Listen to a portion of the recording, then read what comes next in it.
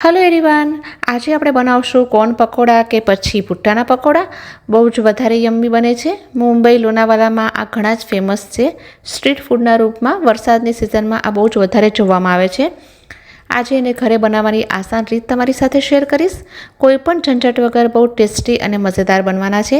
બહારથી એકદમ ક્રિસ્પી અને ખાવામાં સોફ્ટ આ પકોડાનું બેટર આજે આપણે અલગ રીતથી બનાવશું. સાંજની ચા કે પછી કોઈ પણ ગેસ્ટ આવે તો તમે એને સર્વ કરી શકો છો.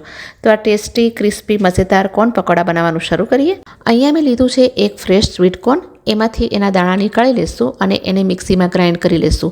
એક ભૂટ્ટામાંથી 1 કપ જેટલા દાણા અલગ થયા છે. તમે ચાહો તો એને ગ્રેટ કરીને પણ લઈ શકો છો. હવે એને એક મિક્સિંગ બાઉલમાં ટ્રાન્સફર કરી લીધા છે. એમાં એડ કરશું 2 થી 3 લીલા મરચાં. 1 ઇંચ આદુના ટુકડાને ગ્રેટ કરીને લઈ લેશું. તમે ચાહો તો લીલા મરચાં અને આદુની પેસ્ટ પણ નાખી શકો છો અને તીખાશ તમારા ટેસ્ટના અનુરૂપ એડજસ્ટ કરી લો. 1 ટેબલસ્પૂન કોથમીર નાખશું. અડધો કપ ચોપ્ડ કરેલું કેપ્સિકમ એડ કરશું. આમાં તમે ડુંગળી કે ગાજર પણ એડ કરી શકો છો.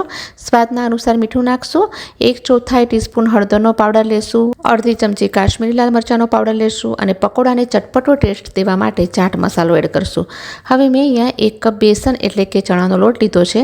સાથે જ પકોડાને ક્રિસ્પી કરવા માટે ચોખાનો લોટ લીધો છે. ટોટલી ઓપ્શનલ છે. ઘરમાં હોય તો તમે એડ કરો. લોટને મસાલાની સાથે હાથેથી મિક્સ કરશું. તો આ કોર્ન પકોડાને બનાવવા માટે પાણીની બહુ જ ઓછી જરૂર પડે છે. જેટલી જરૂર પડશે એટલું જ પાણી આપણે આમાં એડ કરશું. તો હું અહીંયા 3 ટેબલસ્પૂન પાણી એડ કરી રહી છું. બધી જ વસ્તુઓ મિક્સ કરી અને પકોડાને તેલમાં ડ્રોપ કરી શકીએ એટલું મીડિયમ કન્સિસ્ટન્સીવાળું બેટર તૈયાર થઈ ગયું છે. અને એક સાઈડ તેલ પણ ગરમ થઈ ગયું છે.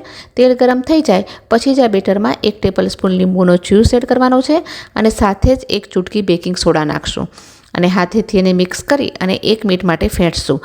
હવે થોડું બેટર નાખી અને ચેક કરી લેશું. તો આ રીતના બબલ્સ ઉઠવા જોઈએ. તો આ પકોડા ફ્રાય કરવા માટે તેલ એકદમ પરફેક્ટ છે. ગેસની ફ્લેમને મીડિયમ જ રાખવાની છે. હવે બેટરને એક એક કરીને ગરમ તેલમાં ડ્રોપ કરશું. તમારે જેટલી સાઇઝના પકોડા જોઈએ એ સાઇઝના બનાવીને રેડી કરી શકો છો. પહેલાં 1 થી 2 મિનિટ માટે એને બિલકુલ ટચ નથી કરવાના. જેમ જેમ એ ફૂલવા માંડશે એમ એને પલટાવતા જશું. આપણે એને મીડિયમ ફ્લેમ પર જ ક્રિસ્પી કરવાના છે. લો ફ્લેમ પર નથી તળવાના, નહીંતર એ સોગી થઈ જશે. ચમચાની હેલ્પથી એને આ રીતે ચલાવતા જશું જેથી એ ઇવનલી ક્રિસ્પી થઈ જાય. તો અહીંયા આ પકોડા ફ્રાય કરવામાં મને 3 થી 4 મિનિટ લાગી છે અને ગોલ્ડન બ્રાઉન પણ થઈ ગયા છે અને ક્રિસ્પી પણ થઈ ગયા છે. તો હવે રેડી થઈ ચૂકેલા પકોડાને મોટી જાળીમાં નીકાળી લેશું જેથી એક્સ્ટ્રા ઓઇલ છે નીકળી જાય.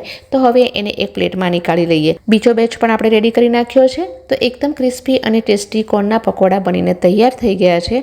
ફક્ત 10 મિનિટમાં જ તૈયાર થવાવાળા આ પકોડા તમે ચટણી, કેચઅપ કે ચાની સાથે એન્જોય કરી શકો છો. બહારથી એકદમ ક્રિસ્પી અને ખાવામાં સોફ્ટ. અને જો તમે ક્યારેય એને ટ્રાય ન કર્યા હોય તો એકવાર જરૂરથી ટ્રાય કરશો. તમને બહુ જ પસંદ આવશે. તો જો આજનો આ વિડીયો તમને પસંદ આવ્યો હોય તો પ્લીઝ વિડીયોને લાઇક કરજો, શેર કરજો અને સબસ્ક્રાઈબ કરવાનું બિલકુલ ના ભૂલશો.